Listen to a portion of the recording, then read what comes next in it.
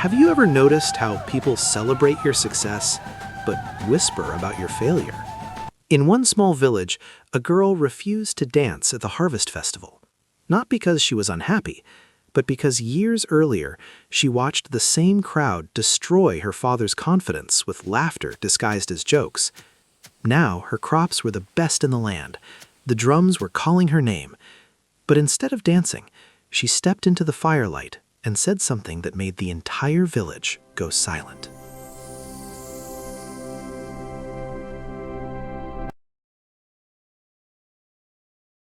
Every year when the harvest moon rises over the village, the drums begin. The fires are lit, laughter fills the air, and success is measured in baskets of maize and heaps of yam. But there is something people rarely admit.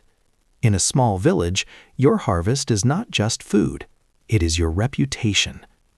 Years ago, Amma watched her father walk into this same festival with nothing. The rain had failed him. His crops dried in the soil while others flourished. At first, the villagers comforted him. Then they compared him. Then they joked.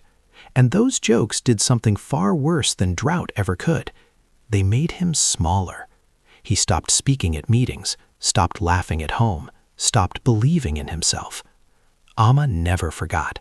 She learned that in a village, success is celebrated loudly, but failure echoes even louder.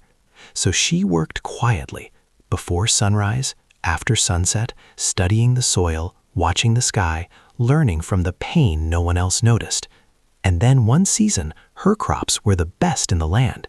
The same people who once whispered about her father now praised her name. On the night of the harvest festival, the drums called her forward. She stepped into the firelight. The village waited for her to dance.